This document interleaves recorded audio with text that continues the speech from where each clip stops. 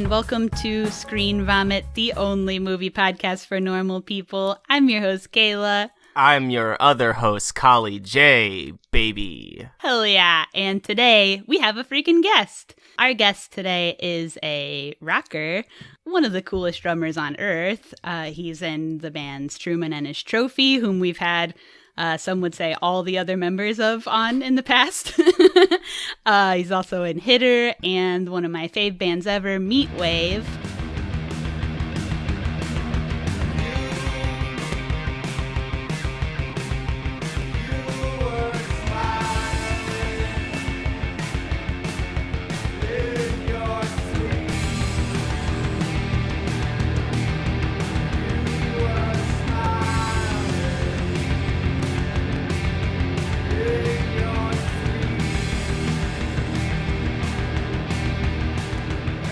And that will be our guest, Ryan Wizniak. What is up?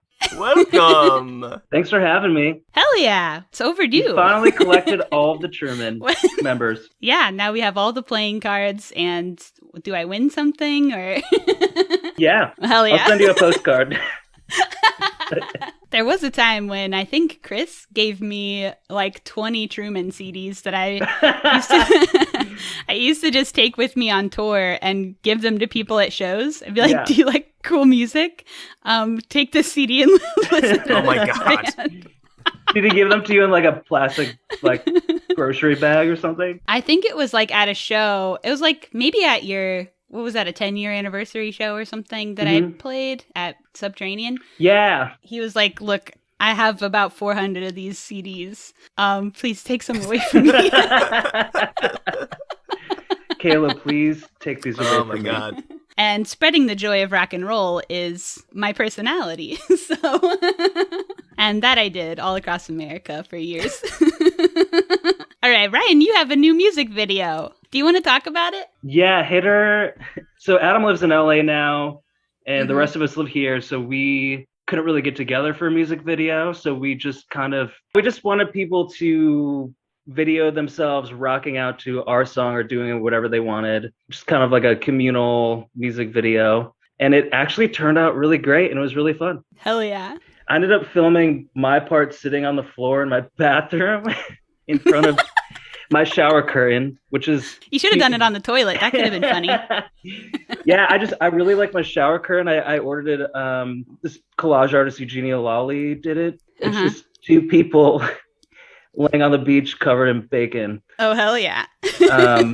But yeah, no, it was a fun video. And well, hell yeah. Hell yeah. We love to rock. Y'all are staying a band even though he moved to LA? yeah, I'm not really sure how like new music is going, but we're not like breaking the band up or anything.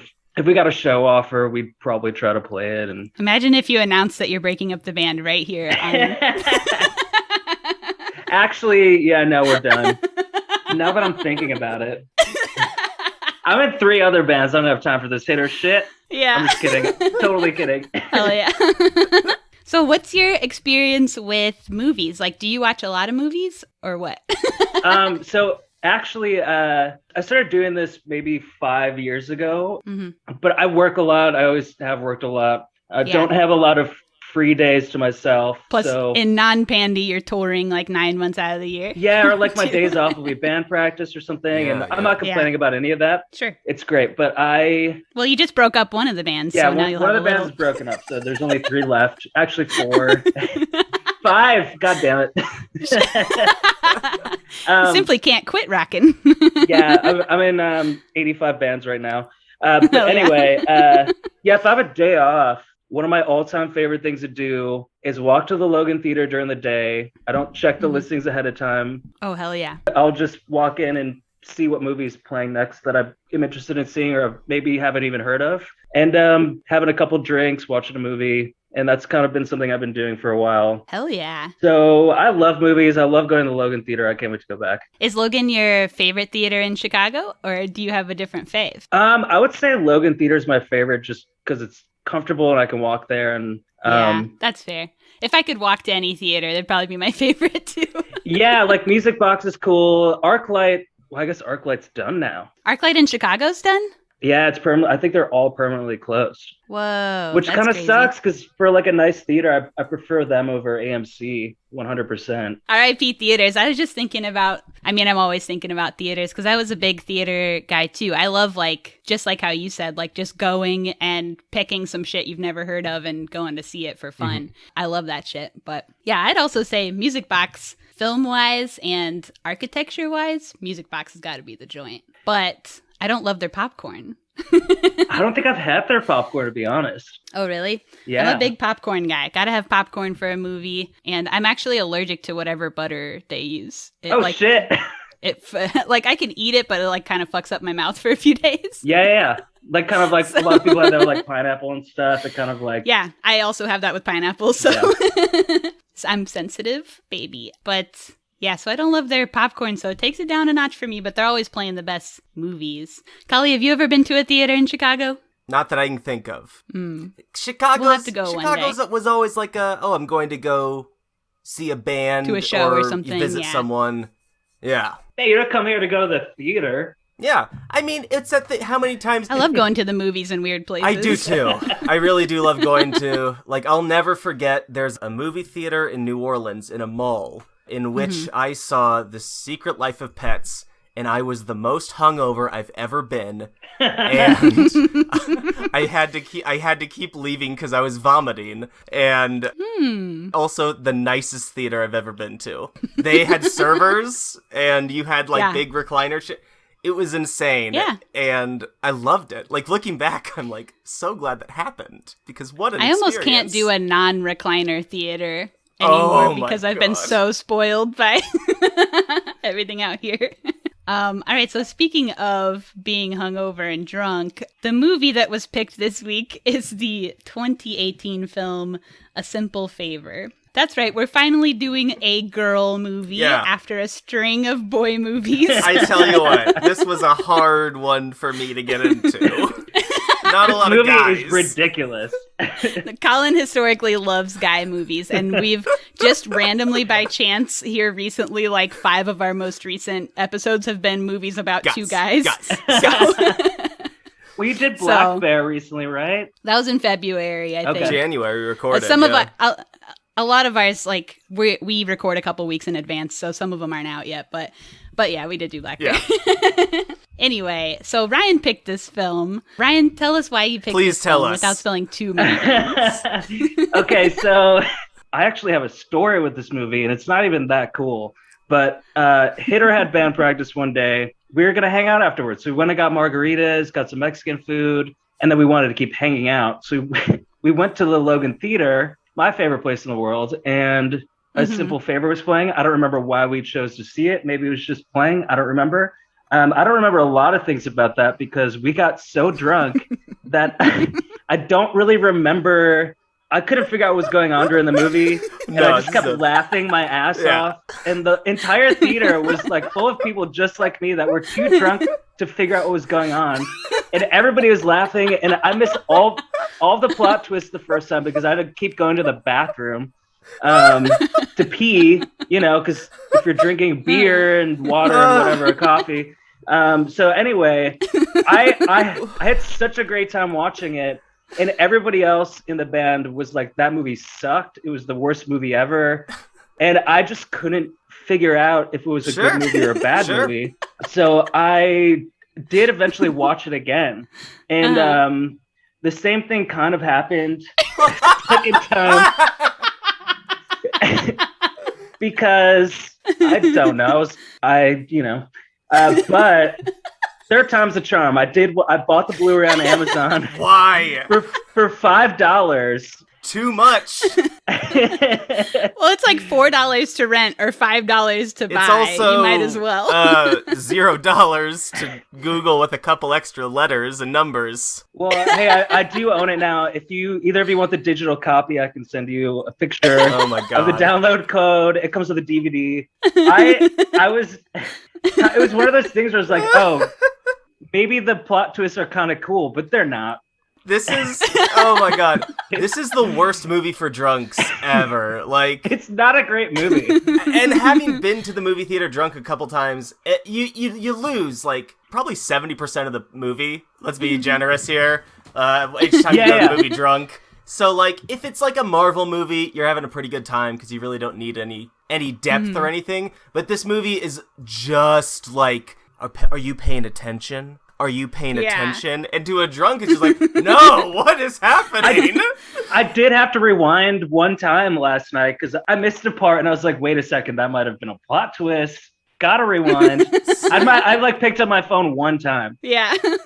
I came into this a little cocky because I saw this in theaters. I did too. And I was like, okay, I'm just gonna give it like I'm gonna watch it, but I'm not gonna like take notes or go watch intense. it. Yeah, I'm like, Yeah. I've been through this one. I'll take little notes, but I'm not gonna be intense. And I'd like stand up and have my Apple brand AirPod Max whatever's and the fanciest headphones in the world because I'm so rich.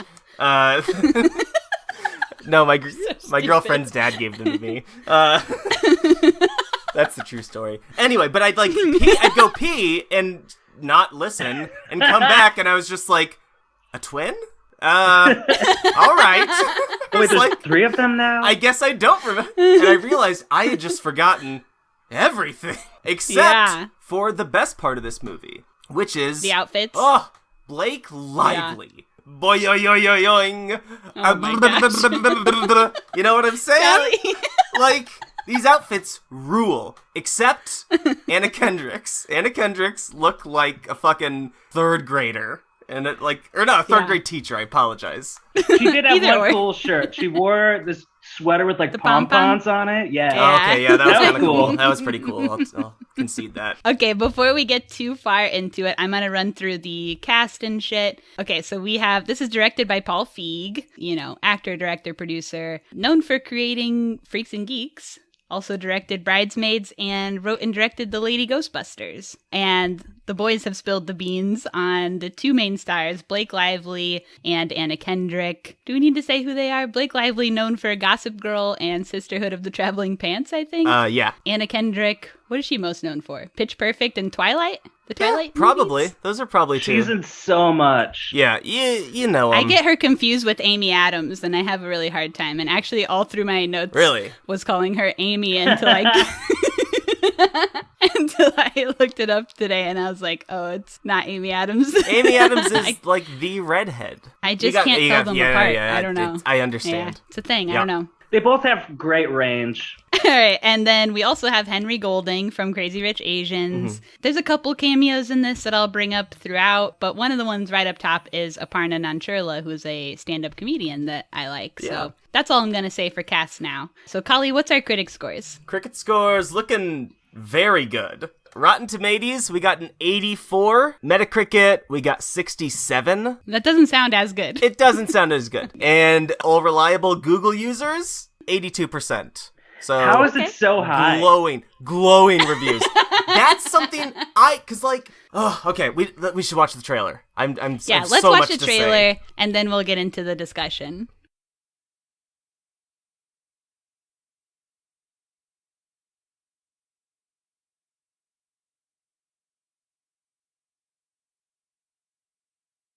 I really don't want to be negative. Like, I really don't want to be mean. Yeah. What?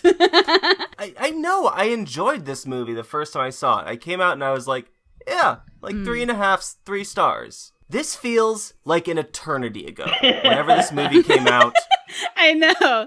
It was only 3 years ago, but I was like, that must have been 100 years ago. It feels so dated. And I don't know if this is like the whiplash effect of like COVID and everything like right before COVID is just going to seem crazy to us. But like, no, this was the lines. Who wrote this? This is like, what? No one talks like this. Does your kid drink? Do you drink? Do your kid drink? It's like, immediately, I'm like, I hate both of these people. I hope all of it, yeah. God. Yeah, they're not likable, and I feel like Anna Kendrick's character, even like the revenge at the end, isn't satisfying because you don't like her enough. You know what I mean? Yeah. We'll get to it, yeah. And she kind of goes evil at the end, too. Oh and my she God. becomes a cop, so we'll get to that. She's just being dark. This movie is basically 2 hours of Blake Lively and Anna Kendrick alternating looking into the camera and just going, we're dark. We're dark. Ooh, we're dark. I'm dark. I have a dark past and a dark secret. Dark. Well, funny story. I, too, have a dark past and a dark secret. Oh my God. What if we had another twist on this twist? My darker secret has been exposed. Look out, M. Night. Paul Feig is here. Man. So this story was actually based on a novel by Darcy Bell. It was her first novel, and the story she created allegedly was so engaging and cinematic that the film rights were bought before the book had even been published. Oh, hell yeah. Hell yeah. Okay. All right. Yas, Although queen. there are like several differences between the movie and the book, allegedly. I haven't read the book, but just based on online. But yeah, so it was bought before the book was even out. So that's how strongly people felt about this outline, I guess. All right, so I'll just start going through the plot. So we're set in Connecticut, which I don't think they actually say until like 3/4 into the movie. And the whole time I was like, where are we? Yeah, it really helped when they said Connecticut. I remember that. And I was just like, oh, yeah, this is absolutely Connecticut. Connecticut representation, I feel like they don't get a lot. They don't. I mean, for good reason. It's a fucking terrible state. Is it? Name one good thing that's come out of Connecticut. I don't know any things that have come out of Connecticut besides a difficult spelling as a child. A lot of credit card companies. Oh, yeah? And the WWE headquarters. Oh, really? Yeah. Are there That's not any in cool Florida? bands from Connecticut? No, right? Has any band come out of Connecticut? You know any bands know from Hartford? No. Yeah. I played a show on a college campus in Connecticut once, and there was an insane crowd. They actually, it's a kind of a crazy story. They broke into an empty dorm and just, had a show in this dorm. So, That's pretty cool. So, there must have been 100 kids there. And, look, a couple people like my music, maybe not 100 people's worth, and even if you put them all together, right? So, it was kind of crazy that, so many people came to our show for just, an acoustic, 2-people show, whatever. And we had some real fans there. I had to, pull this girl away from my friend Stone, who I was touring with at the time. Past guest, by the way. Because she was just kept trying to get him to sing her songs and would not leave him alone. The kids were crazy, but wild show in Connecticut. I kind of forgot about that until just now. Yeah, I maintain fuck Connecticut. We sold lots of stuff. I don't know. It was a good show. All right, whatever. I don't care. You about probably it. played in Connecticut, Ryan, yeah? Yeah, a couple times. Both of the times were pretty cool, actually. Yeah. It was Hartford. Yeah, I guess weirdly cool scene for being what the fuck is Connecticut? All right, so in this story, Anna, not Amy, is a mommy vlogger. Ugh. Just starting out, I was just I know, a cringe right up top. head in my hands. I was like, God damn, this sucks. There's I feel like there's 5 unhinged things that happen right up top. Yeah. So one of them is she's a mommy vlogger. Insane. Later, we find out that her vlog is actually multicam too. She changes to a different camera angle. Really weird. That's insane. That's literally insane.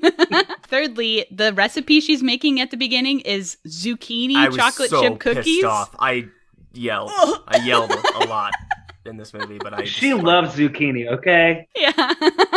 That sounds terrible. Just stop making good things bad.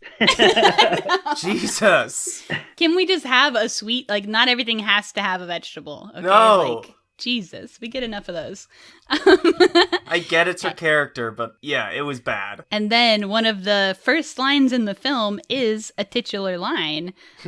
She says, "My best friend Emily is missing. She asked me for a simple favor to pick up her son, and that was 5 days ago, and she hasn't come back." I like that, actually. It reminded me of the title. I was like, oh yeah, we're here. So that's the titular favor. I like when I can say titular, so. Yeah, titular, cool word. I also wondered, like, how often she vlogs, because she says it's been 5 days at that point, and she's like, people are asking me for updates about my friend, and it's like, are you doing this every day, or like, what? That's kind of a lot, isn't it? Where does she find the time? I know. I want to know what she fucking does all day. What's her social media presence? How much time is she spending on this vlog? Because she seamlessly has endless time and money throughout this entire film. Yeah, she's just like hopping off to Michigan randomly. Like, what is she doing? She's allegedly a stay-at-home mom living off of her dead husband's insurance policy, but like, isn't that going to run out sometime? Like, shouldn't you be... 2020. She said she put half of it in savings for college. Smart. And then it's like, yeah, in the interim, I'm going to, make my millions on my mommy vlog. And it's well, like, I guess in the end it does are pay you off for doing? her, but Yeah. but it is insane. And she also says up top like 5 times, this girl was my best friend. We were best friends. And then when she goes into her backstory, she says, well, it all started when we met a few weeks ago. Yeah. Yeah. The timeline of this movie, probably one of the most unhinged parts about it. You're right. I think. I agree with that. Several years? Maybe? It should have been several years. I wouldn't call anyone I've only known for a few weeks my best friend. I mean, look, these two characters are two of the most unhinged, totally just like untethered to reality, Unhinged drinking in game for chaos. how many times we say unhinged in this episode. The movie Unhinged is this movie instead, not the Russell Crowe one. This is the unhinged one. Holy shit. Yeah, so they've only known each other for a couple weeks, but they friends. have codependency or some shit. But, yeah, best friends, so devastating that my best friend of a few weeks has gone missing. So when we start developing her character, she's kind of an overdoer, overachiever class mom type person that all the other class moms kind of hate her and roast her all the time. Oh, one of the first things that happens with their kids, and actually sort of the intro to Blake Lively's character too, is when the kids are asking, there's 2 kids, one is Anna Kendrick's son and one is Blake Lively's son. They're asking their parents if they can have a play date. Do kids say play date? No, I don't think so. I'm not around kids, but I don't think that's a thing. Kids don't. Holly, you would know. Yeah. Kids don't. They say, can you come over to play? Also, can I interrupt? Yes. Yeah. These kids, well, especially Blake Lively's kid, Yeah. Yeah. terrible, terrible actors. And you know what? that's Drag them. And I'm going to say that good for them, because if you're a child actor, this kid's career is over. Like, if this kid kept acting, No way. who knows what the fuck's going to happen? Maybe, life could get really weird and dark, because a lot that happens to a lot of child actors. But this kid's in the clear because he was so bad He's in this making movie that moves. he's never getting another job in Hollywood. You're telling me you didn't enjoy every line being shouted and just like aggressive and whiny? Yeah. I'm happy for this kid that he was so bad, because he's never coming back again. He's It gonna was have pretty he's gonna good. like have a cool job doing something else, normal life. He's actually making smart business moves. Be in one movie that makes you millions of dollars for the rest of your life, you're set. Like, and just be bad so nobody asks you to do it again. That's incredible. Oh man, that being bad so I don't have to be told to do it again. That's a thing I actually do though. And a classic boy move, so it's kind of on brand. Yeah. If I can't fix it, you're not gonna ask me to fix it again. So I'm just bad at doing dishes. yeah, You're so much better at it than me. I've never done that one. That's really cruel, actually. I've had guys that I live with tell me they were bad at cleaning the bathroom That rocks. before. I love that. Like, I don't care. Then we'll have a half shitty bathroom. Oh my God. Anyway. So yeah, unhinged of them to ask their moms for a quote play date. And then that happens like several times throughout the movie too. The term play dates, I mean, you could have a drinking game for that one, too, in this movie. Yeah. So when we meet Blake Lively's character, she steps out of the car as a girl boss. There's a whole, like, reveal scene of, like, the shoe hitting the pavement out of the car in the rain. It's like such a, like, over-the-top thing. Yeah, we're introduced to her fashion, probably first. It looks great. Apparently, she had a big hand in her wardrobe for this movie, and she specifically wanted to wear suits a lot to differentiate this character from her Gossip Girl character, who was also a New York fashionista person. Didn't differentiate one fucking bit. Here's the goddamn thing. I have seen so much Blake Lively shit because Lindsay loves... So I have not, so Lindsay loves Gossip Girl. And there was straight up a time in our relationship, probably around 2018, where we just watched, I believe, the entire filmography of Blake Lively. Let me tell you, there are some highs and lows. The highs, almost always the fashion. She always looks great, but she literally always looks the fucking same. Like, her face never changes. She's always, like, gorgeous. And that's, great. But, like, oh boy. She looks great, but I tell you what, she's shit. She's a shitty actress. You think so? Yeah, no, she's just a terrible actress. That's all it is. She started like detaching all these parts of her outfit at one point. Like everything's its own separate thing. Yeah. And I've never like seen that. That's really weird. Stuff. Yeah, like what was that? I don't know. Between the three of us, none of us can claim to be high fashion, so I just chalk it up to like that's shit that I just don't know about. It just doesn't matter. She talked to Paul Feig and she was like, what if my character... And he's like, here, you're going to be wearing this like girl boss dress. And she's like, what if I wore a suit, but no shirt underneath? And I just made it look really fucking hot. And it's just like, she's just using these movies as a means to... Be hot and play dress up. And like, the thing is... Go off, sis. Go off! Yeah! I fucking think the thing is, she sucks as an actress, but she fucking rocks. I like Blake Lively because she's just, like, dumb and gets really rich from it. Good on her! So I don't have any comment on Blake Lively because I don't know that I've seen anything else she's done. Ugh. I figured out who the Gossip Girl was, like, in, like, the first 7 episodes. I was like, it's this Dan person. Humphries. Yeah. And when I checked to see if that was true, it was, and I stopped watching it. I tell you what, there are 2 standouts in Blake Lively's filmography of like, holy shit, they're terrible. One is... A Simple Favor. No, this is surprisingly good for... That's probably why, because I'd watched all of these terrible ones that when I saw this, that's like, the lines do connect at least. No, Age of Adeline, where she is like... Basically kind of like Benjamin Button type deal, except she reaches the age of like 29 and then stays that way the rest of her life. That's bad shit. So it's just like, what if she's hot but lived throughout history and never changed? And it is nutso. The other one is one I can't remember because I just remember it as Blake Lively Blind Movie. What? All I see is you. It's a movie where Blake Lively is blind in an abusive relationship with Jason Clarke. This sounds like a nightmare. It is horrid. It is sounds terrible. Just like one of the most unwatchable... I don't have the words for it. It's awful. At least watch a trailer for it sometime, just so you can get a taste of it. Get a taste. Yeah. Hell yeah. Anyway. Between Anna Kendrick's character and Blake Lively's character, we get like a little bit of an odd couple here, because Anna Kendrick's just like a giant dorky, like, super mom, and Blake Lively is whatever is the opposite of that.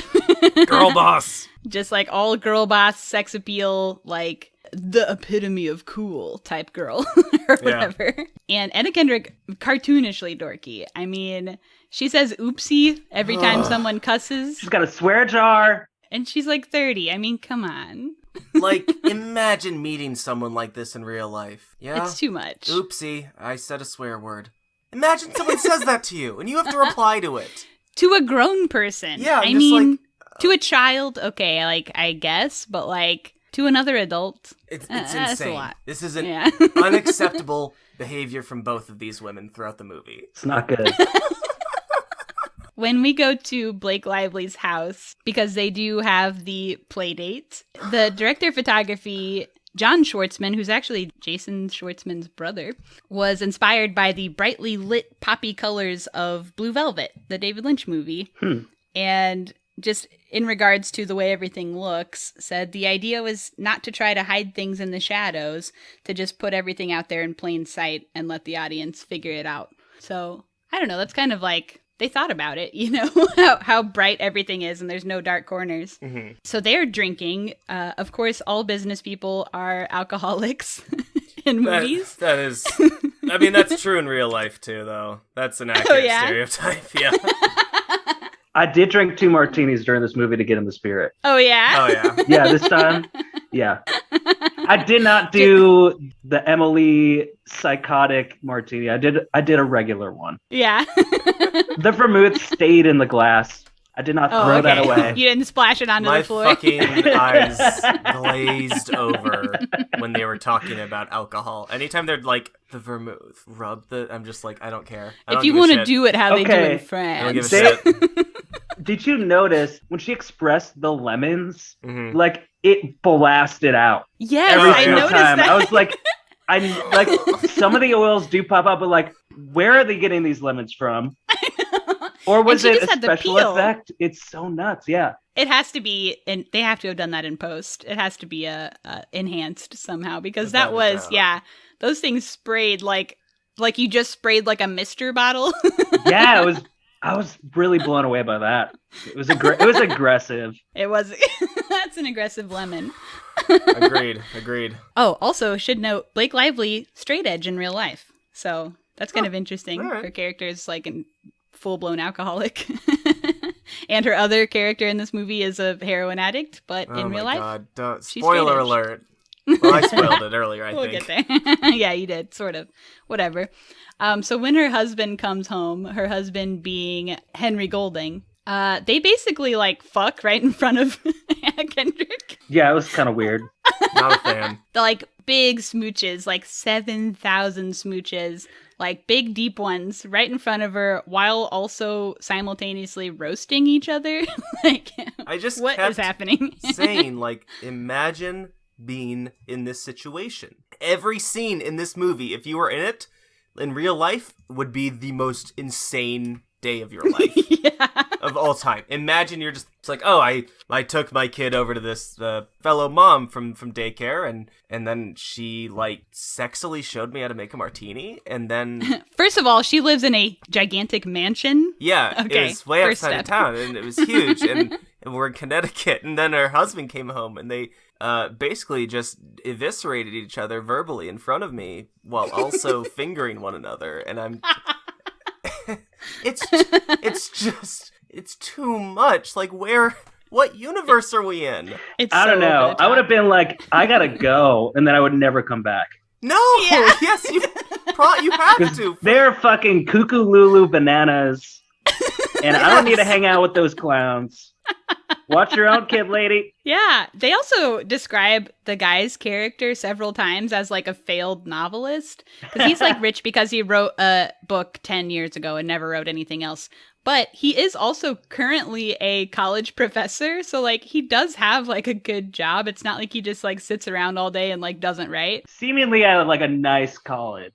Yeah.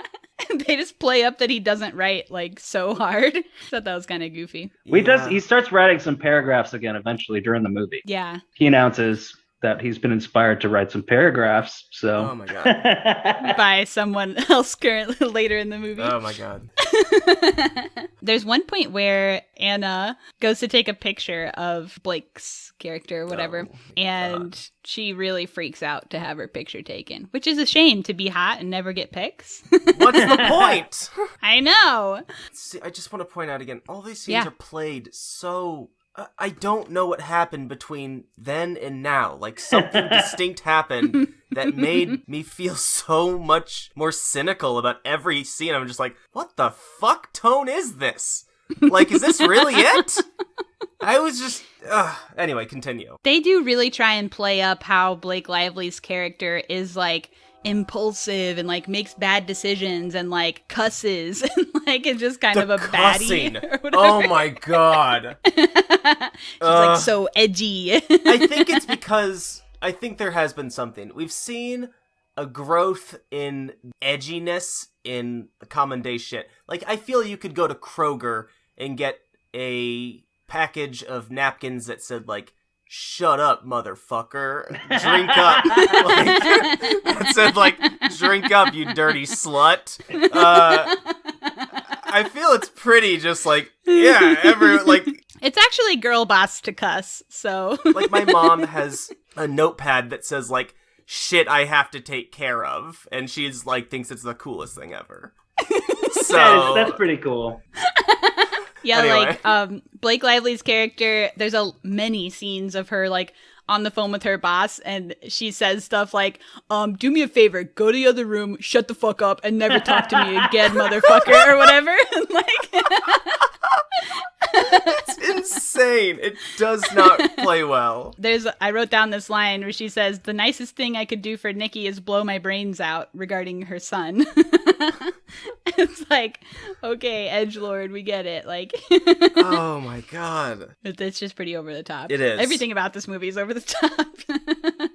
That has to be the tone, right? Like, he's playing everything so exaggerated. So another time that Blake and Anna are together at the mansion, they always hang at the mansion and never at Anna's house. They do a secret reveal where Blake reveals that she had a threesome with one of her husband's students or something. And then when Anna does her reveal, first of all, she had already revealed that her brother and husband died together in a car accident. And her brother... Just keep going. We need all of these details. Her brother, she met as an adult at her dad's funeral, who was actually played by Dustin Milligan from Schitt's Creek. Okay. That blew me away. I did not realize that. No, I didn't either. Yeah, it was cool to see him in here. But, so that's her brother. And after her dad's funeral, she fucked her brother. And after that secret reveal, Blake, for the rest of the movie, calls her a brother fucker and... just kind of drags her for revealing her secret that she convinced her to reveal. So, kind of rude. The whole, yeah, that was, I remember fucking dying in the theater. I did catch that part when that happened. I was losing my shit. Also, I don't know why incest is becoming so, like, is it because of Game of Thrones? Is that what's up? That correlates. I think that's what I've heard. So fucking dumb. That's what started it. That correlates really well. Stop with the incest, everybody. You don't gotta fuck your brother. It's fine. There are so many people who are not your brother that you actually could fuck. Okay, is this movie a comedy? I don't think it knows. It's described as, I wrote it down, hold on, a mystery/comedy. Okay. I think it's supposed to be a little bit comedic, especially towards the end. It gets really campy. Yeah, it does. Oh my god, the way it ends? The beginning is tonally crazy. You don't know what the fuck this tone is, but the more we go on, the amount of like comedy and camp that's put into this, at a certain point you're just like, all right, I'm here for the ride because none of this shit makes sense. It's shot like a fucking bright noir film. Yeah, I think that's kind of what they're going for. Noir films always dark, but they're just like, but what if we had the brightest character and made everything bright? Yeah. Sure, that's something, I guess, but I hate it. They're just trying to do something different. Yeah, no, I appreciate that vision, though. Paul Feig historically works more in comedy too, or in mixed genre comedy like Ghostbusters. So yeah, it's kind of his whole shit, I guess. Yeah. We're up to the point where the titular simple favor comes into play. It goes down. Yeah. Anna gets the call to pick up Blake's kid from school, and then Blake just kind of disappears for several days and leaves her with the kid. Nobody kind of really knows what's going on. So the husband was out of town, he comes back, and they call the cops to report her missing. Nobody really seems that concerned that she's missing in general, though. No. So Anna's kind of on the case for this for some reason. Well, it's her best friend. Oh, yeah. Her best friend. You're right. She goes to her job And we get a Patty Harrison reveal Yeah! as a little cameo. That was tight. I didn't even remember that she was in this. So I neither. I love Patty. Shout out to Patty if she's listening. Patty is so fucking funny. Oh my God. She's hysterical. And in a way that, like, you just never know what she's going to say next. And you also never know when she's joking and when she's not, which is incredible. Her Instagram is incredible. Yeah. And I don't know if, like, she has a podcast and, like, she appears on podcasts a lot. So I've listened to a lot of that kind of stuff too. And, yeah, she's just fucking so cool. Hell yeah. Everybody at the job is rude to Anna. They're not being helpful. So Anna's snooping around, and this is, I think, where we get the first, like, okay, this is actually, like, supposed to be comedy type scene. When Anna's trying to sneak around the office, but literally everything is made of glass and see-through. But she's really trying to, like, Mission Impossible, but, like, all the walls are glass, the desk is glass, like, the chair is glass, like, I don't know, everything in there is glass and see-through. That was the first time where I was like, okay, this is trying to be funny here. Yeah, it just didn't, I don't know. That didn't hit for me. I mean, I wasn't, like, LOLing, but, like... It was like, yeah, there it is. She does the scene where she runs up the stairs next to the guy that's carrying the clothing is pretty ridiculous. Yeah, also, this would be a good place to destroy in a Marvel movie because there's so much glass. Yeah, true. Oh, hell yeah. Did we watch something recently where there was a bunch of people going through... Oh, Nice Guys had a bunch of the candy glass, too. People going through glass stuff. Tons. Anyway, so while she's under the glass desk is when she looks up and sees that Gotta Have Faith pic of Blake's twin sister. But I'm kind of wondering, like, what... If you really think about this pic... What's going on here? Somebody clearly mailed this to Blake to, like, try and blackmail her or get her to come out or something. Yeah. But it's like, it's a picture of her twin sister, and the caption is her twin sister's name, right? Yeah. Yep. I mean, I guess you just have to read the book to figure that one out. Because ultimately her sister is the blackmailer, right? So, like, what's the deal with this picture? There was a picture and she looked at it. That's how I read it. Tell you Okay. what, I took it at surface value. I was like, there you go. let's keep it moving. Let's keep it bopping. So they do find Blake and her rental car in a lake in Michigan, dead. Allegedly. And so they have a funeral for her. And as we know, funerals make Anna Kendrick get a little randy. Yeah, so... it's the only thing that makes her horny. It's like, if there's some sort of trauma going on, she's like, let's fuck. She's in. If someone has died, Hit me up. that's the time. Yeah. So she You up? My mom just died. So she F's the husband and, like, weirdly, like, instantly becomes sort of his wife. Like, I mean, she's not, but, like, they, like, start staying there every day. She's, like, fully cleaning his house, making him dinner, like, getting home from work, like, hi, how was work today, honey? Type Kissing, stuff. Like, yeah. If it was 90 Day Fiancé, she'd be considered an Insta mom. Yeah. If only. If only this were 90 Day Fiancé. So she just kind of assimilates into this family so quickly. It's kind of freaky. And I mean, you got to think too, like, you really just can't think about this movie too hard because, like I said, at a certain point, you just got to kind of arms up. I'm along for the ride. But, but like, she has a kid too. Like, isn't it weird to just, like, fuck up her kid's life? Like, he has a home, you know? Yeah. I don't know. The kids would be way more fucked up by everything that happened than this movie shows. Yeah. So at some point, she's trying on dresses in the closet, and a cop comes over to interview her, and she gets stuck in the dress, of course. Oh my god. It was all pretty clowny. The cop is, like, a weird jerk to her and also seems to be working harder than, like, any actual cop. And therefore, I have to come to the conclusion that this is propaganda. Yeah. I've never heard that phrase. That fucking rules. Propaganda? Yeah. Really? God damn. Twilight is propaganda too. Never seen it. Yeah. Never seen Twilight. Okay. You don't need to. No, I don't. That's the only other one that came to mind immediately. I've seen this movie, but I haven't seen The Brooklyn Godfather. Nine-Nine. Yeah. I've seen Brooklyn Nine-Nine. That gets accused of being propaganda too. That's fair. Just because it's like, it's kind of like stuff that shows cops cops are like good people who like work hard too, or whatever, like. But they're not. Anything that really like paints cops in a good light, really Yeah. at all. Law and Could be Order. considered propaganda. Yeah, Law and Order. When we all know cops ain't do shit. Yeah, I struggle with that in Twin Peaks a little bit, but still love it.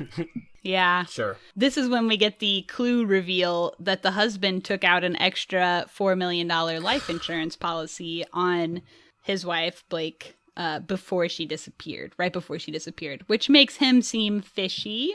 Yep. And now it's extra fishy that here's Anna in his house wearing his dead wife's clothing. Yeah, it's kind of weird. When she goes to spy on him at his job, she sees him hug one woman and is now pissed off. She's been sent into a jealous rage. Yeah. Yeah. I get that. After sleeping with him exactly one time and knowing him for a total of 3 weeks. Well, We've all been, look. it was the TA that he fucked in the threesome. Oh, yeah. So Okay, you are right. That he allegedly fucked because he says that right, he didn't. that's later true. on. He claims that his wife is a pathological liar. So when they do have one of these family dinners, the kids say that they saw Blake. And of course, the parents just gaslight the fuck out of him. Shut the fuck up, child. You're so dumb. You wouldn't know your mom if she bit you on the ass. have one of You these don't know. hangover smoothies, kid. Yeah. You don't know what your mom looks like. Oh my god. Oh, that rocked. They did make a big deal about giving the kids those hangover smoothies and like, oh, it's like 10 servings of vegetables or whatever the fuck. And the kids literally take one sip and they're like, okay, go get ready for school. I don't think they got their full serving of vegetables. No. After how big of a deal they made about it.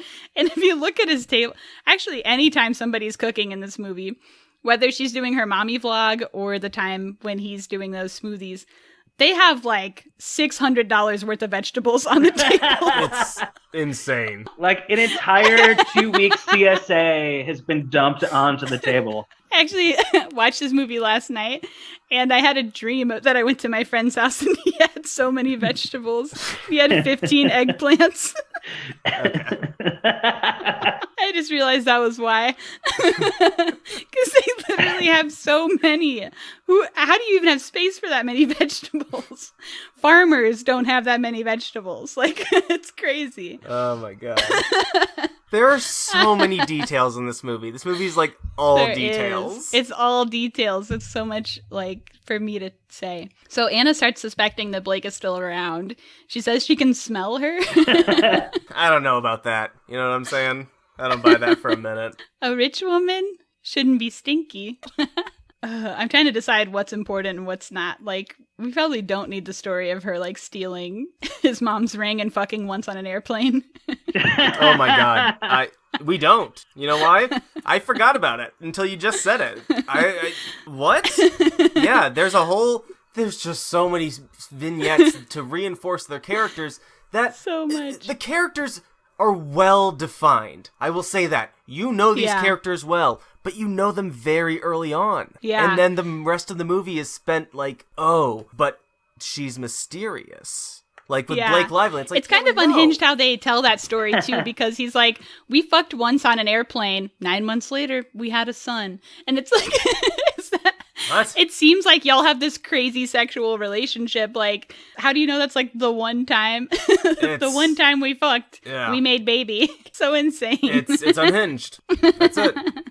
Yeah, so then we get a big sit down between him and Anna. I'm sorry, but he's kind of cringe in this scene. Yep. I mean, he's like, oh, Blake, I'm just calling them their actor names, whatever. Yep. Blake always like kept me on my toes and like made me anxious and I never slept well, but he literally says this, you rebuilt me. You see me. You understand me. And I was. you're being so cringe right now. It's like, basically, you're my muse, and I love you, and move in with me. And like, this is all too much. They've only met a few weeks ago. His wife died like a few days, like not even a week ago, I don't think. Like, what the fuck is happening? I had no idea. I just kept saying, huh? huh, okay. And you just have to accept it and move on. And watching this movie is a great metaphor for, how to get through life. You just accept what you've been given, and you're like, I guess I'll try to do something with this. I guess I'll try to see if this makes any sense or means anything. And sometimes it doesn't. That's what I'm telling you. Sometimes at a certain point, you got to throw those hands up and be like, I'm along for the ride, baby. Yep. So she weirdly agrees to move in, even though this guy is super cringe, and it's her best friend's husband. I don't know. It's all so crazy. She takes all the stuff out of the closet and packs it away, even though she clearly wants to wear the stuff. Mm-hmm. But then she leaves, and when she comes back with her stuff, all the closet stuff is back in its place. So spooky. Then she gets a phone call from Blake. Yeah. So now it's like certified she's alive. Sort of. They still haven't... I think the guy still tries to gaslight her a little bit before we get to fully 100% she's alive. When we get a flashback around here, too, of when Anna's husband found out that she was fucking her brother, and then is like, is my son even my son, or is it your brother's son? Oh my god. I'm never gonna find out. I saw you touch his arm once. You don't look like brother and sister. I'm gonna drive my crazy ass car into a median. Is that what he did? Yeah, just drives it straight into a median and kills both. What was up with that car, by the way? That was an aggressive car. I know. It was a vroom vroom For like car, a guy yeah. who like is a suburban guy with a kid and a wife type guy, like that car Anna's was character out of is place. not dating a guy with that car or married to. Yeah. So the car was out of place. The whole story is unhinged. And then, like, what was the end goal for him? Like, okay, I kill both of us. Now my son goes from having 2 dads to no dads? Cool. Like, Oh my god. The opposite Like of Mamma Mia 2, where she accepts all of her dads. Good way to look at it. So the whole thing is so unhinged. Oh my gosh. And when she had told Blake that story, they smooched. So Blake, bisexual icon in this movie. Also, more trauma horniness, because she is talking about a trauma and gets horny, and they make out. Hell yeah. So from this point on, I think we go into the more heavy detective work. And I think it also takes a lot more of the throw your arms up along for the ride, because a lot of this stuff gets real flimsy. Oh yeah. So there was a big painting of Blake's vagina in her living room, and Anna finds the artist's home address, ? And goes there. And the artist, Linda Cardellini. Yeah. Always great to see her. Cool cameo as a stone cold knife dyke, which we'd love to see. It's just like waving knives around, painting knives, stabbing knives into the table. I loved her character. Knives do rock, to be fair. She has a little backstory with Blake, but the important thing is Blake had left one single item at her house years ago, and that item is, of course, the t-shirt belonging to the summer camp she went to as a child. Just couldn't be more of a clue.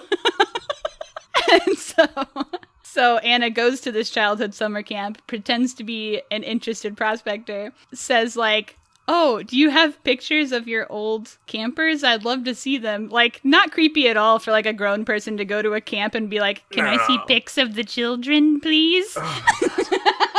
This was so upsetting. Don't do that.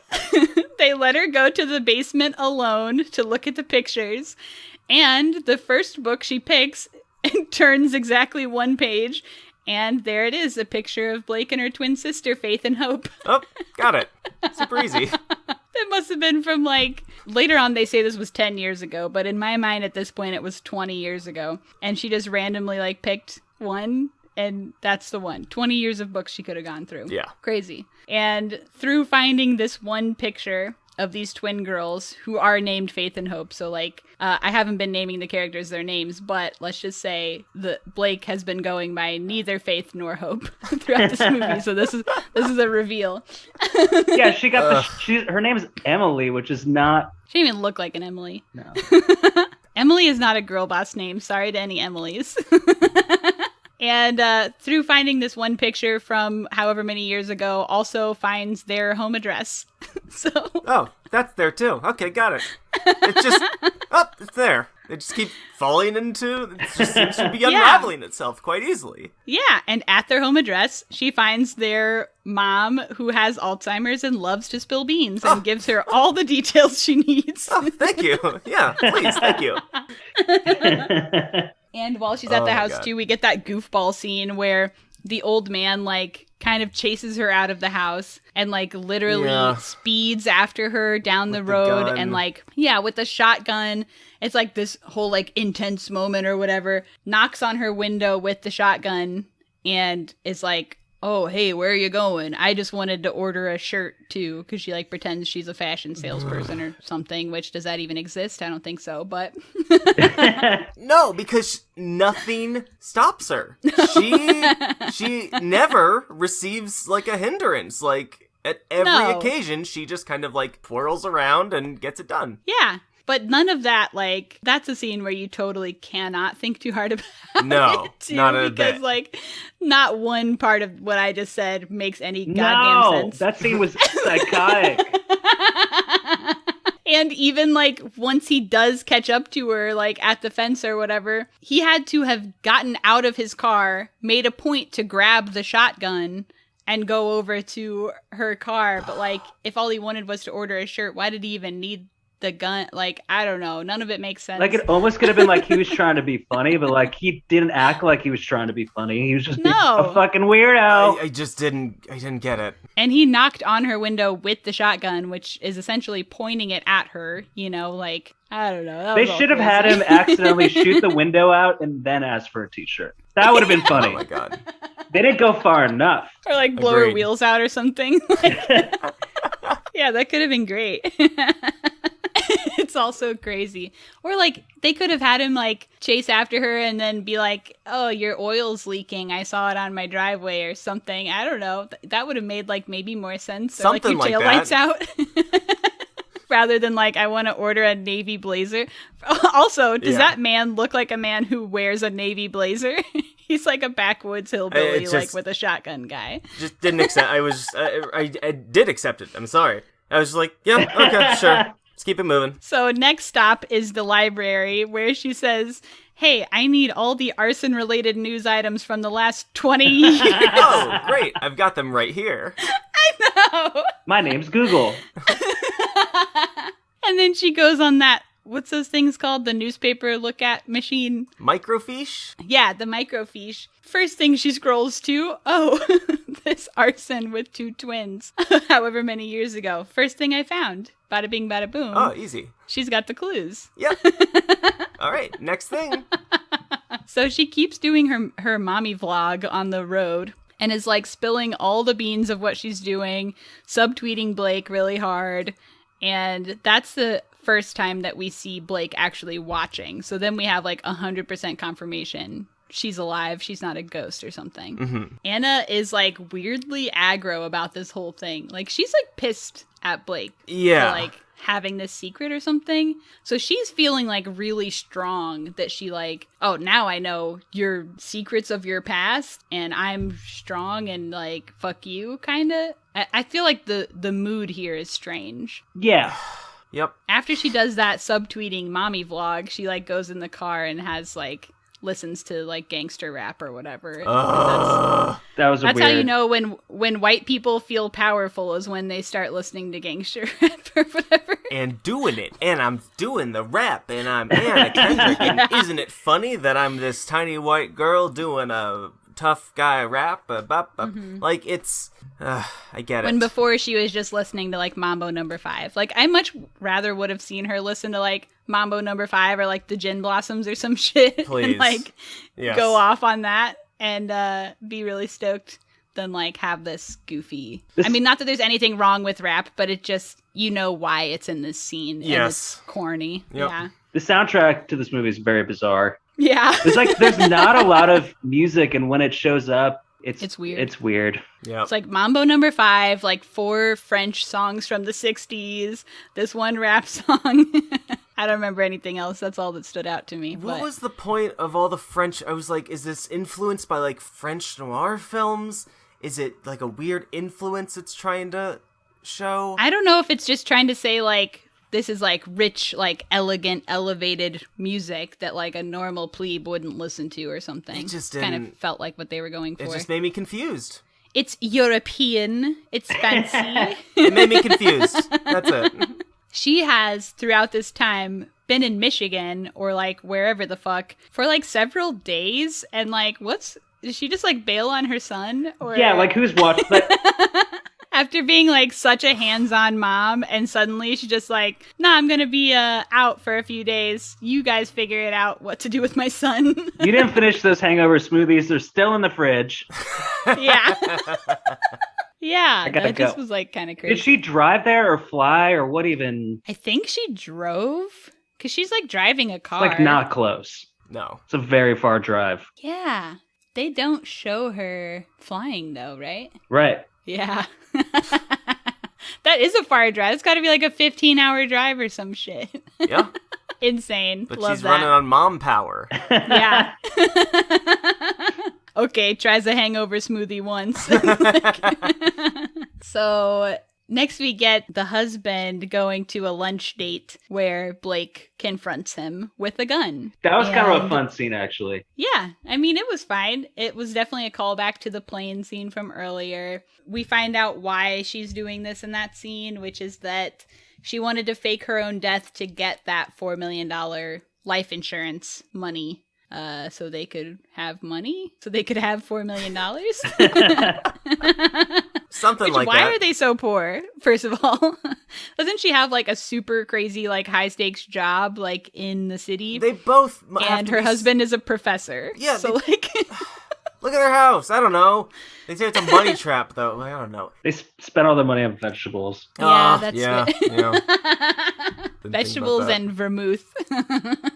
And, like, look at her clothes. Like, the chick is not poor, okay? She don't know poor. No. So, at this point, the entire premise of the whole movie is pretty weak. Anna subtweets her on her mommy vlog and sends a coded message to meet her at her own grave for martinis.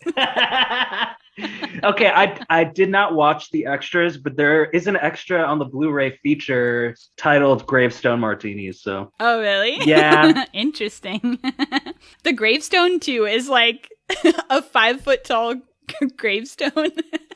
For people who don't have any money, quote unquote, that shit's damn expensive for those headstones. Yeah. And for like such a huge one was just pretty goofy. And that's the scene where Blake shows up with a nice suit with no shirt underneath and just titties to the wind. So really going for it here. And they have a little face-off while they have grave martinis. And that's like another scene, I think, where we get some of that like unhinged dialogue where it's like, okay, I know your story. What, your mommy had words and your daddy then got physically violent and you and your sister had to do it to him. I don't know. They're just like so dramatic and insane.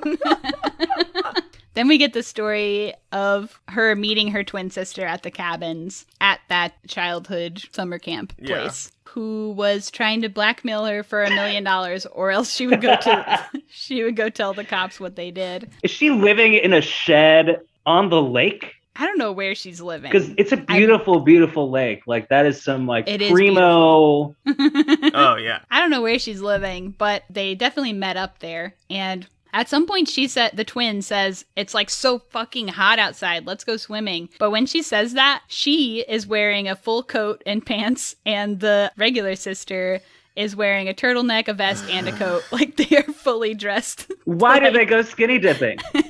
Why? But she says out loud, it's so fucking hot, let's go swimming, and then gets naked to go skinny dipping. Yeah. It's just like... But they're both wearing full coats and pants. This is a movie where, like, so many people said yes to all this stuff. And I guess, I mean, it was a book first, but it's still kind of... Yeah. Someone must have had a very strong personality on this movie, because everybody is just saying yes to all this batshit crazy cuckoo Lulu stuff. This scene was actually different from the book because in the book, I think the sister kills herself. Oh my god, that's so different. Jesus. And in the book, the husband knew everything, and in the movie, he doesn't. So That's there are several huge. differences. That's very big. Yeah. Oh my so what God. happens here is that Blake drowns her twin sister. And then, that's how we get the body that ends up being claimed to be her dead body. They had the same tattoo. Same person. Yep. Same tattoo that they got for their... They wanted to get a tattoo when they were splitting up. So they got like the most corniest thing. Okay, so we just lit our dad on fire, so we're going to get some flames. And then we also have a dead sister named Charity. So let's throw in the symbol for charity on this. And that's our story. Yep. It was. Just the goofiest shit. So Anna agrees to scheme with Blake to frame her husband to say that he forced her to fake her own death for the insurance by being abusive. It's also thin from here on out. It just gets thinner and thinner. So you're like, why does Anna agree to scheme with Blake when she's like a terrible friend and now she's in love with her husband and now she's gonna commit him to jail or whatever? But it's because she has a second plot twist behind her back that she's going to fake agree to the evil plan to get a secretly taped confession of all the evil things she's done. Sounds because great. right after this, they all end up at the house, even though wouldn't he have like a protection order or something if the whole thing is he's abusive towards the wife? I don't know. It's so thin. Anna pulls a fake gun and fake shoots the husband. There's like 10 plot twists right here. It's crazy. It really is. Blake like allegedly knew everything before they got there and cut all the mics from the cops. And then called the cops, pretended to be Anna, and said, hey, we're going to meet up at this other place instead. Now the cops aren't coming, but, like, wouldn't the cops have known that, like, their mics were cut? There's, like, none of this makes sense. They went to the other parents' house, and they were smoking a bong. Yeah. What? Yeah. Why? Like, what's going on? It's medicinal. I've got a card. I know. He's like, I have a bubble in my eye, or like whatever he says. Just so goofer. Then Anna does a big reveal that she's been live streaming the whole thing on her nanny cam on the button on her shirt. Got him. Onto her vlog. But she did let the husband get actually shot before she revealed that she's been live streaming. He had been shot for quite a while by the time. He's bleeding out on the floor. And she's still having like a quip argument with Blake. While he's bleeding out on the floor, the whole thing's been live streamed to like who knows how many people. And the cops still went to the wrong house, even though the whole thing was being live streamed too. It's like, what the F is going on here? It's crazy. So anyway, Blake takes off running, of course gets comically hit by a car in the middle of the street by the other class dad, who's now on Anna's side. Yeah. And he has great lines here where he hits her with his car and then says, America's hybrids, silent but deadly. And then says, you fuck with one of the moms, you fuck with us all. God. So just incredible. And we're pretty much at the end of the movie. Anna's character totally changed by the end of the movie. She is not the same person at all. And then we get the incredible 6 months later post-text update. That was fucking hilarious. I was I couldn't dying believe it. laughing. Wasn't one of them she's like solving crimes? Or she solved like a bunch of different crimes or some shit? First of all, her vlog was turned into a morning show, so it did pan out for her that she spent all her time vlogging. Great. Yeah, she has a cold case agency that has brought over 30 dangerous fugitives to justice, is what it says. Dangerous fugitives. As just like some mom, like, there are actual cold case cops, like... But some random mom has brought 30 dangerous fugitives to justice somehow by doing actual work. By being lucky and getting all the information right away. Yeah. Something like that. Yeah, so now she's a cop. So unfortunately she is canceled though. Sorry. And now she's dating somebody from the city, which was like a big thing for her. That she would never date somebody from the city. I didn't get that either. Very funny detail that they added. Yeah. Just goofy. And the husband wrote a second book. Okay, so his muse pulled through. The wife, Blake's character, serving a 20-year prison sentence for killing both her dad and sister and shooting her husband. Only 20 years for all that? Seems a little light to me. Well, she gets really good at basketball. They show just like the tiniest scene of her playing basketball and like have something that says like, oh, she's fitting right into prison life. But I think it's just because she was like cussing so much. Criminals love to cuss. If there's one thing we know about criminals, they do cussing and play basketball. Oh, it'd be so funny if there was a movie where like the criminal refused to swear. Yeah. I don't know. It wouldn't be that funny. But so that Pissed Jeans band, they have this thing where like he never swears in the lyrics, but he does on one of their newer albums, and they bleep it out on the album. It's really funny. Like it's like a joke. I don't know. Yeah, it's a running bit. Yeah. Hell yeah. So this movie was originally, this is insane when I saw this. This movie was originally supposed to end with an elaborately choreographed flash mob. Ending in Sean proposing to Stephanie. Sean, the husband, proposing to Anna Kendrick's character. I would have died. However, that tested negatively, and so they cut it. Yeah, it tested negatively. I want to see that cut, though. However, it's allegedly available as an extra special feature on the Blu-ray. God damn it, I'm not going to do that. Ryan. Yeah, I could send you a video to you all if you want. Okay. If you need more A Simple Favor content, I have the Blu-ray. Send us a video for sure, because I'll at least send it to me because I'd like to see it. I will. That's fucking unhinged. Yeah. What? That's truly nuts. I can't imagine what that would have even been like. You're about to find out. Hell yeah. So that's roll creds. We've reached the end of the film. So now we get to score it out of 5. So what are we thinking out of 5, y'all? Goddamn. I'm going to say this movie, getting through the first half, wasn't terrible. But then it just loses like all of its steam by adding all these crazy twists. And I feel like it could have maybe gone somewhere cool, but it doesn't go anywhere cool. I'm going to give it out of 5, huh? Yeah. Yeah. Maybe a 2.5. Okay. Give it a 2.5. Right. Sure. Kali, what do you think? Okay. All in all, I think this is a perfectly fine movie. But I say that with gritted teeth because I really don't fucking like it. But I don't want to just be negative about it to be negative. Like, yeah. But just trying to be objective, I think it's just a 2-star movie. Okay. I think from my perspective. Yeah, just 2 stars. There's a few very funny moments, so it wasn't a total waste. Oh, it's when we describe it as a wild ride in Unhinged, like Unhinged goes both ways. Like there were moments that were fun. Yeah. But a lot of the time, it just kind of felt. It just felt a lot of it was very cringy. Yeah. Sure. Yeah, Grandma. Yeah, what about not much of it did make sense. There was kind of a lot going on at all times. Mm-hmm. I do feel like though that the first time when I saw this in theaters, I like straight up hated it. I thought it was terrible. But like on second viewing, I think I kind of enjoyed it a little more, and I found the camp of it all to be a little more entertaining. Yeah. just that, yeah, throw your arms up and along for the ride type shit. Like, is this like a good movie? Like, no, it's not. But like, but I could sit through it. And if you're like a normal person who likes movies, I think you'd probably think this was like fine. Sure. So I'm going to give it a 2.5 as well. Hell yeah. I don't know if that might be too high, but that's what I'm going with. Yeah. It's not too high. It's perfect.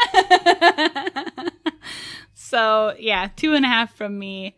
It was fine enough. And you know what? I did appreciate a lot of the little cameos too. That was fun for me, just being a fan of these people, seeing them pop up in something random. So hell yeah. All right. That's what we think about that. Would we recommend? No. I used to tell people after the first time I saw it in the theater and didn't know what happened, I used to tell people that this is one of the greatest movies of all time, that you should see it. And now nobody will ever take your recommendation again. I did get at least one person to watch it, and she had to watch it in 2 sittings and was like, do I have to finish this movie? Well, you got to get to the end. So God. what would you say, yes or no, now? I would recommend watching it one time and have like a couple martinis while you're watching it. Hell yeah. Okay. Not 3 or 4, but 2. Okay. I'm going to say no. Hell yeah. Now it's time for ScreenVomit.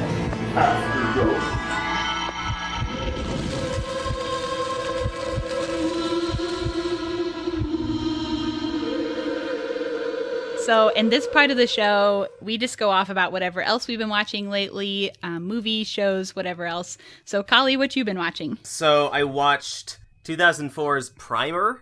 I've heard of this. I haven't watched it though. It's a lot. Yeah? I was like, 77 minutes. Bada bing, bada boom. In and out. And it's like, no.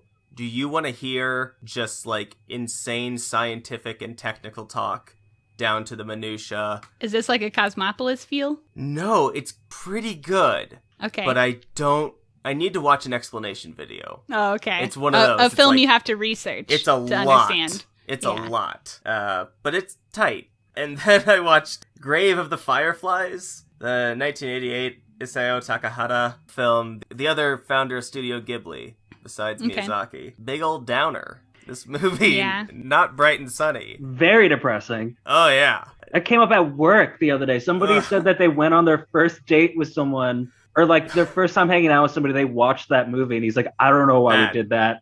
Bad. They did not end up together. No, you don't. Damn. It's so intensely sad. Damn. But it was great. Anyway, Hell that's yeah. that's all I've been watching. Oh, that's it? Yeah. Okay. Ryan, how about you? Oh man. So I started reading again, and then Wow. and then WandaVision came out, and I watched the first episode. I hadn't seen really any of the Avengers movies. Mhm. I didn't even know it was totally part of that universe when I started watching it. And I got 2 episodes in, and I found that out. I was like, well, I'm gonna watch every Avengers movie, and there's a lot of Oh, sick. them. So it was like Yeah. a weeks-long undertaking where I was just sitting at home after work watching every Avengers movie before I completed WandaVision. That was a lot. Pretty fun generally. I also just finished Twin Peaks again last night, Hell yeah. Cool. which is something I used to watch it pretty much year round, and now I just do it once a year. Oh, yeah. Yeah. I'm trying to think. Since the 90s? Since 2012. Oh. I just started watching. I don't know. Yeah. I would get off of work really late, and I'd get home at like 3 or 4 in the morning, and I'd work like a 12-hour shift at this bar. So it's like totally wired, like, because it was a very busy bar. So that was my way to wind down, was watching yeah, Twin that Peaks. makes sense. I tried to watch Legion recently. Oh, I love Legion. Do you hate it? Oh, no. It's the I watched the first episode, and it's the Mhm. least bingeable show I've ever seen in my entire life. Like, you can't watch 2 episodes of that show in a row. Let it pick up a little bit, then maybe it'll get easier. Yeah, I only saw the one. There's a lot of setup. There's a lot of setup at the beginning, but once it gets rolling, I think Legion is one of my favorite shows of all time. I think it's an incredible show, and I think you'll like it if you stick with it. Yeah, I definitely will. I like Okay. need some new stuff. There's only 3 seasons too. I feel like I'm mentioning a lot of shows that you all mentioned when Chris was on, but I haven't kept up with it. But there's the new Riverdale season, and apparently, can I spoil something? Yes, you've announced that you're spoiling it, so here comes a spoiler. I wasn't gonna keep watching it, but apparently aliens get involved. Whoa, really? So now I might. I dropped off of Riverdale on I've watched through season 4. 5 is what's coming out right now, right? I don't even think? know. All I know is when Okay. when Archie goes to that prep school, I wanted to jump out the window just like that teacher. That was horrible. Especially Yeah. after like season 3, which is like one of the best seasons of any show I've ever seen. This is exactly what I said. I'm telling you. I said the same thing. Season 3, incredible. So many you never know where it's going to go. It goes so many places. There's like 30 episodes in a It's season. fucking It's awesome. insane. Incredible writing. Season 4, I totally agree with you. That's exactly what I said, is when he went to that prep school, I hated everything or most things that Yeah, happened no. after that. It was corny. I don't want to watch some like sad boy prep school sack of shit Yeah. trying to solve what I don't even know. Yeah. Not So my I favorite haven't character. picked up the new season. Yeah, there was not enough Cheryl in that season, so it's not that fun. Yeah. Yeah. But yeah, I have been watching Winter Soldier or The Falcon and Winter Soldier. I guess I'm just gonna be subscribed to Disney Plus for the rest of my life now.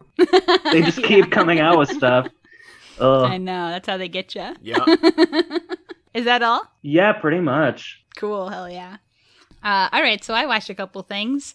I watched the film Happiness, which is from 1998. It's a Todd Solondz film, if anyone's familiar. He also did Welcome to the Dollhouse, which is a movie that I really like. So this movie, Happiness, has Philip Seymour Hoffman. It also has Lara Flynn Boyle from Twin Peaks, speaking of Twin Peaks. It was so good. I love Solondz. I want to watch more of his films. I haven't seen a ton, but so this movie is sort of follows each member of this family through their different paths trying to find happiness, but it's really all about like sexual perversions and like the way that they approach taboo topics in this movie has never been seen before or since, in my opinion. It was a weird movie, yeah. So cool. I mean, it's like fucked up, but like it's really cool. I really liked it. It's also not streaming anywhere and also not really available for purchase, but I was able to find the DVD at my library and check it out. So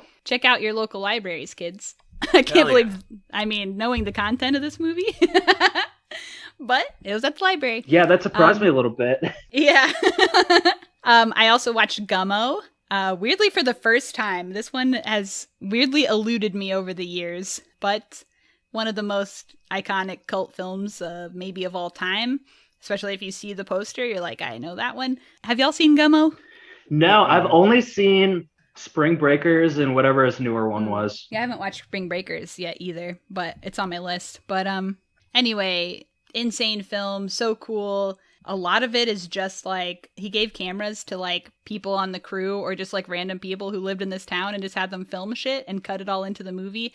It's also a Chloe Sevigny movie, which I didn't even know she had anything to do with it. So that was a big blind spot of hers for me as well. So cool movie, Gummo, check it out. Okay, I got three more. Oh yeah. I watched The Letter Room, which is a short, an Oscar-nominated short. It stars Oscar Isaac and Alia Shawkat. I didn't think it was that good, but Oscar Isaac's really good in it.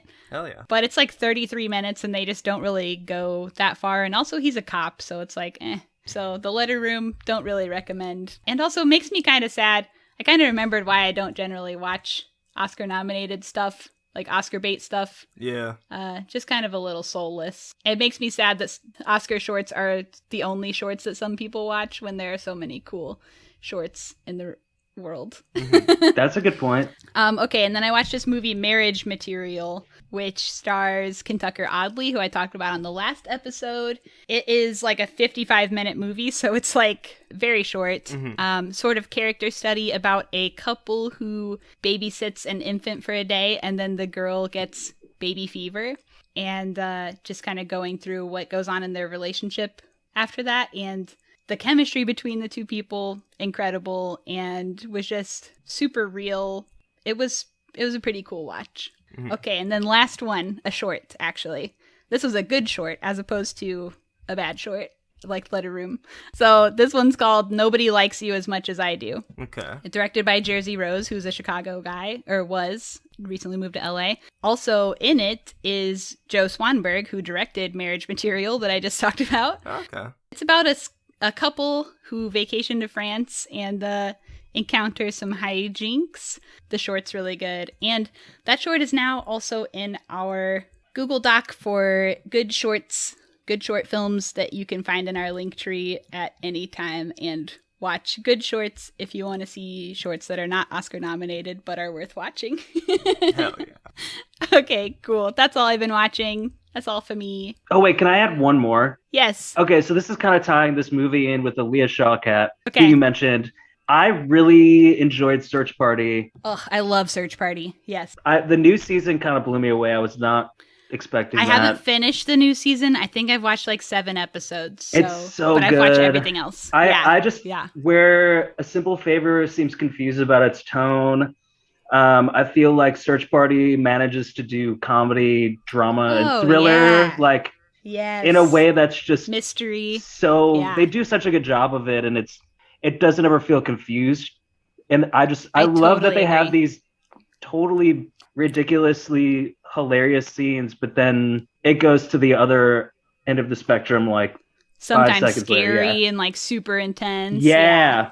Also, everybody that's on that show is incredible. Yeah, even having like people who are in any other role, like super funny, like comedic performers, and then have them be scary people on Yeah. the show. Like, I think that's really fun too. Yeah. Yeah. Shout out to Search Party. That show rocks.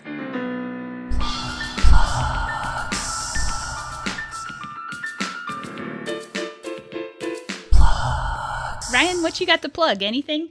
Tell people where they can find your bands and stuff. Meatwave and Hitter and Truman and His Trophy, and they're all on Spotify and Bandcamp and all that. Meatwave did just put out a new single. We have like an EP recorded that we're going to put out. Got an LP recorded that we're going to put out, and then we're going to work on another LP. So, Oh, hell yeah. so we're working on stuff. Y'all are busy. Hell yeah. That's about it, though. Yeah. Hell yeah. Meatwave Nice. also, can I tell you this song, That's All Right? Was that on the split? That's on the split with Lifestyles, right? Yeah. I think that'd be a great song to put in a movie. I love that song. That's one of my favorite songs I love to it. do. It's really fun. TVH, I agree. And to me, that's a song where you kind of have to listen to it like 10 times in a row and not switch to a different song because it's just got such a great vibe. But I do think that'd be a great song for a movie. If any movie people are listening, put Meatwave's song in your... Yeah, put it in there. We're down. I just think every time I listen to it, I really think that'd be like such a great song for a movie. Anyway, there's an additional plug for Meatwave. All right, and for us, you can find us on Instagram and everywhere else at ScreenVomit, one word on all the things. Give us a subscribe if you haven't already, and a rating and review, please. A nice one if you're nice. You can send us an email at screenvomitpod@gmail.com or tweet us with your thoughts on this movie or other movies, suggest a movie, send questions, whatever. Hey, if you want to hear me talk about labor, union, stuff like that, I got a podcast called How to Fire Your Boss. It's up on all the stuff. Hell yeah. Nice. And I don't know what we'll be watching next week yet. Sorry. We'll figure it out. All right. So thanks, Ryan, for coming on the pod. Yeah, thanks for having me. I know this one probably, I mean, there's just so many twists and turns that it was probably a lot of work. Nah, this was fun. And it's kind of a break from, we've been doing a lot of heavy stuff lately. Yeah. Maybe not our last episode, but just like in general. So a cool, like goofy one. Yeah, this was rail on. refreshing in a way. Yeah, pretty fun. Yeah. All right. So that's all for us. So we'll see you everybody else next week. Bye. All right, Bye. thanks.